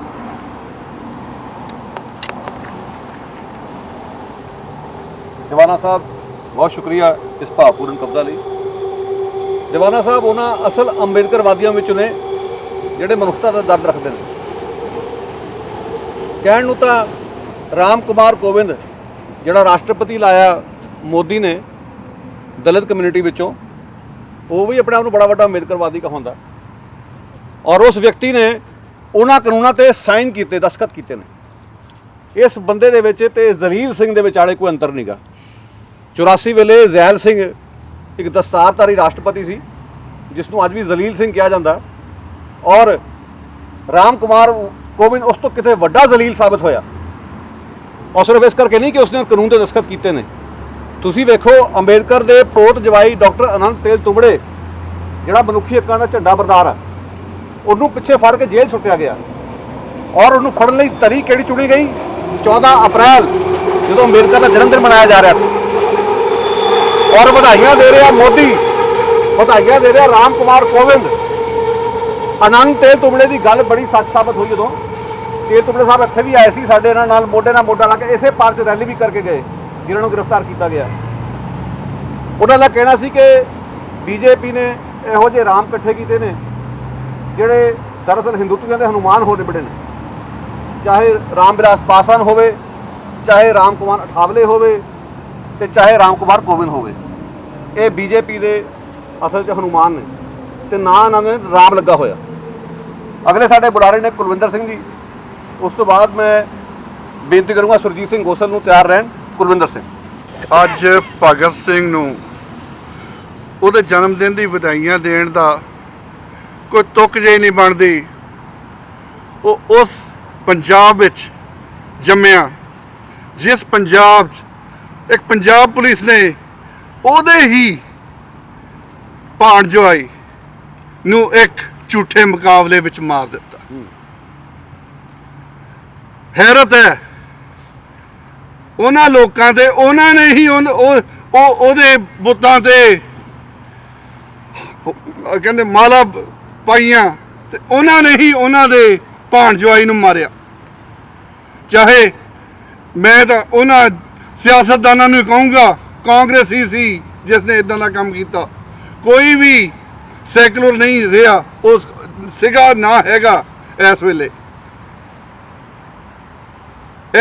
ਜਿਹੜੇ 3 ਆਪਣੇ ਆਰਡੀਨੈਂਸ ਬੀਜੇਪੀ ਨੇ ਬੈਕਡੋਰ ਥਾਣੀ ਬਣਾਏ ਆ, ਝੂਠ ਦੇ ਹਿਸਾਬ ਨਾਲ, ਤੇ ਝੂਠਾ ਹੀ ਜਿਹੜਾ ਉੱਥੇ ਪ੍ਰਾਈਮ ਮਿਨਿਸਟਰ ਇਸ ਲਈ ਬੈਠਾ ਆ, ਉਸ ਨੇ ਸਿਰਫ ਆਪਣੇ ਜਿਹੜੇ ਕਾਰਪੋਰੇਟ ਯਾਰ ਦੋਸਤ ਆ ਉਹਨਾਂ ਦੀ ਜੇਬਾਂ ਭਰਨ ਨੂੰ ਇਸ ਵੇਲੇ ਉੱਥੇ ਦੇ ਕਿਸਾਨ ਜਿਹੜੇ ਆ ਉਹਨਾਂ ਦੀ ਇਹਦੇ ਸੰਘਰਸ਼ ਕਰਨ ਤੇ ਮਜਬੂਰ ਕੀਤਾ ਉਸਨੇ। ਮੈਂ ਅਖੀਰਲੀ ਵਾਰ ਇੰਨੀ ਗੱਲ ਹੀ ਕਹੂੰਗਾ, down with the fascist government of India. The Canadian government, which the present government, which is also the trade partner of India, should take note of that fascism is alive and kicking down there in India. That's all what I have to say. Very good. Gurvinder ਭਾਈ ਬਹੁਤ ਬਹੁਤ ਸ਼ੁਕਰੀਆ। ਗੁਰਵਿੰਦਰ ਸਿੰਘ ਜੀ ਸਾਡੇ ਇੱਕ ਹੋਣਹਾਰ ਸਾਥੀ ਨੇ, racism ਦੇ ਖਿਲਾਫ ਡਟ ਕੇ ਬੋਲਦੇ ਨੇ। ਅਗਲੇ ਸਾਡੇ ਬੁਲਾ ਰਹੇ ਨੇ ਸੁਰਜੀਤ ਸਿੰਘ ਜੀ ਗੋਸਲ, ਔਰ ਉਸ ਤੋਂ ਬਾਅਦ ਮੈਂ ਬੇਨਤੀ ਕਰੂੰਗਾ ਹਰਬੀਰ ਸਿੰਘ ਜੀ ਨੂੰ, IAP ਦੇ ਸਾਥੀ, ਆ ਕੇ ਸਮਾਪਤੀ ਕਰਨ। ਮੈਂ ਸੋਚਦਾ ਕਿ ਜਦੋਂ ਦੀ ਵੀ ਮਨੁੱਖਤਾ ਬਣੀ ਆ, ਮਨੁੱਖ ਨੇ ਮਨੁੱਖ ਨੂੰ ਦਬਾਉਣ ਦੀ ਸੋਚੀ ਆ। ਪਹਿਲਾਂ ਸੀ ਪਾਵਰ ਦਾ ਯੁੱਗ, ਇਹ ਪੈਸੇ ਦਾ ਯੁੱਗ ਆਇਆ, ਹੁਣ ਆਇਆ ਗਿਆਨ ਦਾ ਯੁੱਗ। ਪਰ ਅੱਜ ਗਿਆਨ ਦੇ ਯੁੱਗ ਵਿੱਚ ਵੀ ਮਨੁੱਖ ਗਿਆਨਹੀਨ ਬਣ ਕੇ ਕੰਮ ਕਰ ਰਿਹਾ। ਇੱਕ ਕਲਮ ਦੇ ਨਾਲ ਦੂਜਿਆਂ ਨੂੰ ਲੁੱਟਣ ਦੇ ਤਰੀਕੇ, ਨਵੇਂ ਤਰੀਕੇ ਲੱਭਦਾ। ਤੇ ਜਿਸ ਤਰ੍ਹਾਂ ਬੰਦਾ ਸਿੰਘ ਬਹਾਦਰ ਨੇ ਉਹ ਕੋਆਪਰੇਟ ਸਿਸਟਮ ਨੂੰ ਤੋੜਿਆ, ਜਦੋਂ ਵੀ ਕੋਈ ਵੀ ਸਿਸਟਮ ਦੀ ਪੀਕ ਹੋ ਜਾਂਦੀ ਆ ਉਦੋਂ ਲੋਕ ਉੱਠਦੇ ਆ ਤਾਂ ਉਹ ਸਿਸਟਮ ਦੇ ਵਿਰੁੱਧ ਉੱਠਦੇ ਆ। ਸੋ ਇਹ ਇੱਕ ਹਿੰਦੁਸਤਾਨ ਦੇ ਸਿਸਟਮ ਦੀ ਮਾੜੀ ਗੱਲ ਆ। ਕਦੀ ਉਹਨਾਂ ਨੇ ਧਰਮ ਦੇ ਨਾਂ 'ਤੇ ਰਾਜਨੀਤੀ ਕੀਤੀ, ਕਦੀ ਲੋਕਾਂ ਨੂੰ ਵੰਡ ਕੇ ਰਾਜਨੀਤੀ ਕੀਤੀ, ਵੱਖ-ਵੱਖ ਤਰੀਕੇ ਲੱਭ ਕੇ ਭਰਾਵਾਂ ਨੂੰ ਭਰਾਵਾਂ ਨਾਲ ਲੜਾ ਕੇ ਅੱਜ ਤੱਕ ਰਾਜਨੀਤੀ। ਲੋਕ ਬੜੇ ਸਿਆਣੇ ਆ।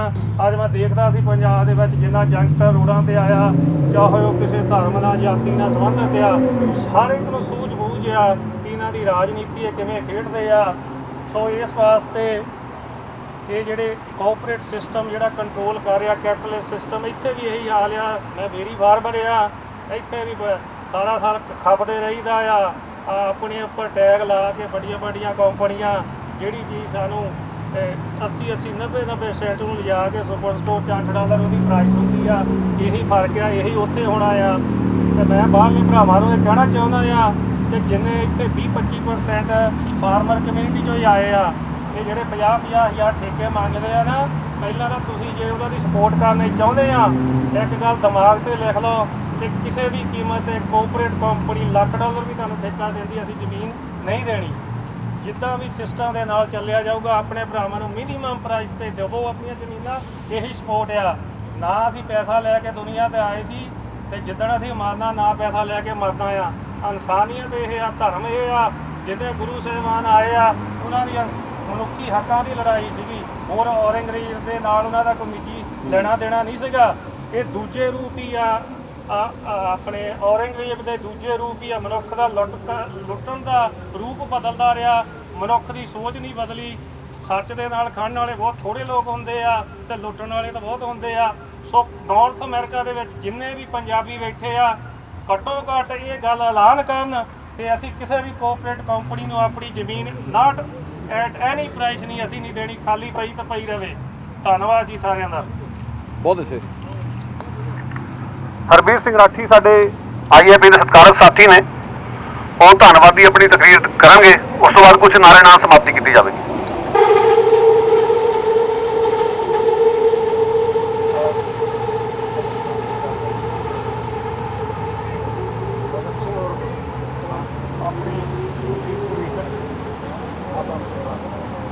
कहते हैं कि भाई आगे आने वाली संतानों के लिए ਅਸੀਂ ਕੀ ਕਰ ਸਕਦੇ ਹਾਂ। उनकी आने वाली संतान को हम वो अपने ड्यूटी का पूरी करके गए हैं। और अब जैसे संघर्ष की बात चल रही है, वहाँ में पीछे ऐसा नहीं था कि किसानों की हालत तो वैसे ही बहुत खतरनाक होगा। अगर कोई बच्चा आके ये कहता है कि मेरा कॉलेज में या यूनिवर्सिटी में एडमिशन हो गया है और मेरे को 18-20 लाख $300 $350 इतने पैसे चाहिए, तो वो 90% घरों में है उनको किसी से उसको कहेंगे भाई 2-4 दिन रोक दिया तो इस बार उन्हें करते। यह हालत वहाँ पे है। और यहाँ जो गांव में हमारा तो 80% जो है वो गांव में है लेकिन था, उसमें सभी भाइयों का गुजारा या उनका ये पेट भरता था वो सिर्फ खेती बाड़ी से ही भरता था। और अब हालत ये है, किसान की हालत मजदूर से भी पतली होती जाती है। और मैं ये कहता था भाई, जो दूसरी बरादरी है, कुछ तो हिस्सेदार है, कुछ गैर हिस्सेदार है। किसान तो अपना पेट पाल लेगा, 2-3 किले, 2.5 किले, आधा किला है, तो जरा दूसरा अपना भाई है वो के पेट कहाँ से पालेगा, जिसके पास ना दुकान है, ना मकान है, ना खेती है। और नौकरियाँ ख़त्म होगी, नौकरियाँ ये रिजर्वेशन डायरेक्ट ख़त्म ना करके इनडायरेक्टली ख़त्म कर दी। नौकरी ना निकालो, रिजर्वेशन रह जाओगी, वो क्या करे। तो मैं कहता था जब तक ये आप दोनों यूनाइट नहीं होंगे, इकट्ठे नहीं होंगे, अगर नौकरी का मसला आता है तो किसान उसके साथ लाठी उठा के जाएगा। अगर मैं तेरी मदद में खड़ा हूँ, देखते हैं कैसे इसकी नौकरियाँ काटेगा। और किसान के खूब खोसे जाते हैं तो वो भाई उसके साथ देंगे, जब तक इस समस्या का समाधान मेरे हिसाब से नहीं हो सकता।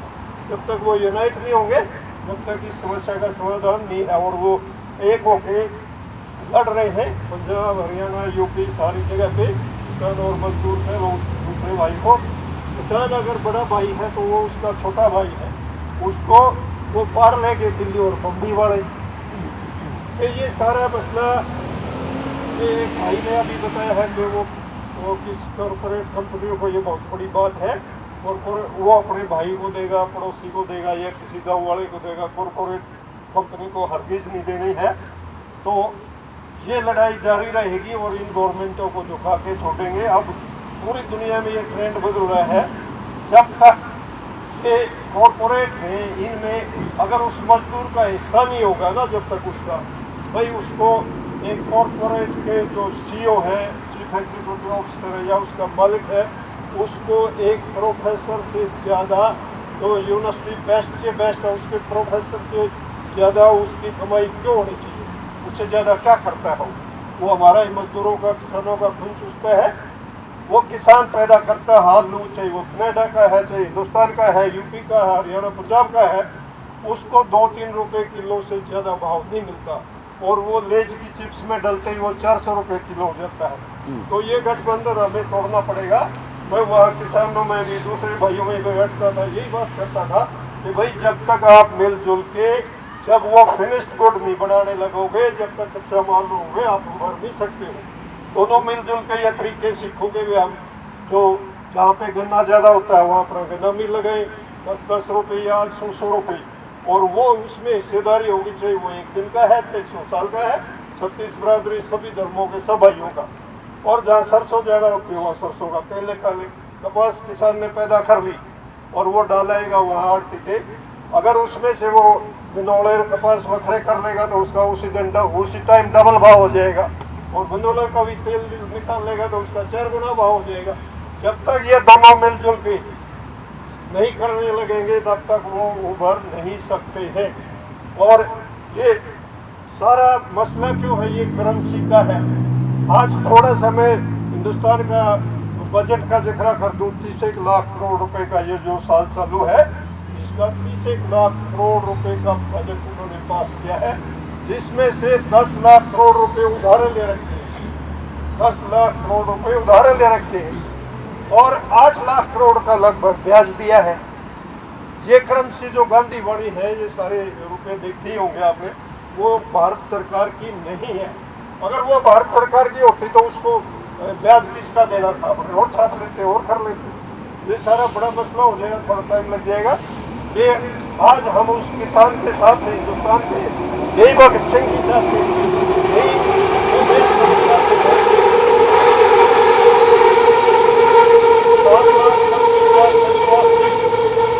ऐसे इस भगत सिंह जिनको या तो शूट कर दिया गया, या जो फांसी तोड़ दिए, या जेलों सड़ा के मर गए, या रोड रोलर के नीचे कुचल दिए गए थे। तो उनका यही सपना था कि भाई के द्वारा भाई की लूट ना हो, और भाई के द्वारा भाई की लूट ना हो, ये उनका था। और भगत सिंह ये बार बार ये कहते थे, अब ये गोरे अंग्रेज चले गए तो काले आएंगे, वो इनसे भी खतरनाक होंगे। और ये असलियत है कि वो इससे उनसे भी खतरनाक साबित हुए हैं। हमें, हमारे से पहली पीढ़ी जिन्होंने वो राज देखा था, हमारे पिताजी, और वो बताते थे भाई इससे तो अंग्रेजों का राज ही अच्छा था। अब वो लोग उस बात को भूल भाल चुके हैं। अब ये हालत ये है, इससे भी बदतर है।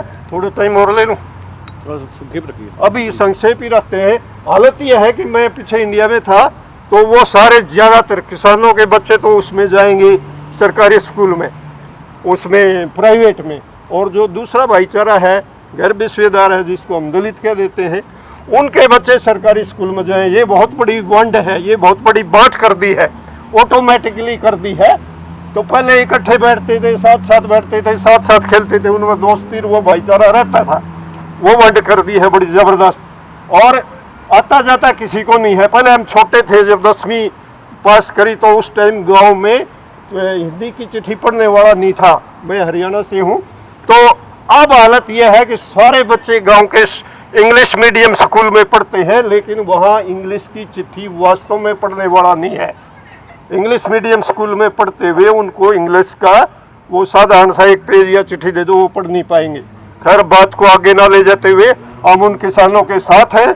जब तक ये संघर्ष जारी रहेगा हम किसानों की मदद करते रहेंगे और उनको एकजुट रहना चाहिए। और जहाँ तक मेरी रिपोर्ट है, बात होती रहती है, वो कंधे से कंधा मिला के सारे भाई वहाँ बहुत ज़बरदस्त उसको फाइट दे रहे हैं। और ये किसानों ये जो है ना, इन सरकारों के छक्के छुड़ा के रहेंगे। इसके साथ ही आप सबका धन्यवाद। दोस्तों, कुछ के नारे उस तो बाद समाप्ति। एक तो जो साड़ी जथेबंदी का नारा है, एक ते हमला सब ते हमला, एक ते हमला सब ते हमला, एक ते हमला सब ते हमला, एक ते हमला सब ते हमला। भगत सिंह तेरी सोच ते, भगत सिंह तेरी सोच ते, भगत सिंह तेरी सोच ते, इंकलाब इंकलाब इंकलाब। बहुत बहुत धन्यवाद। जय जनता।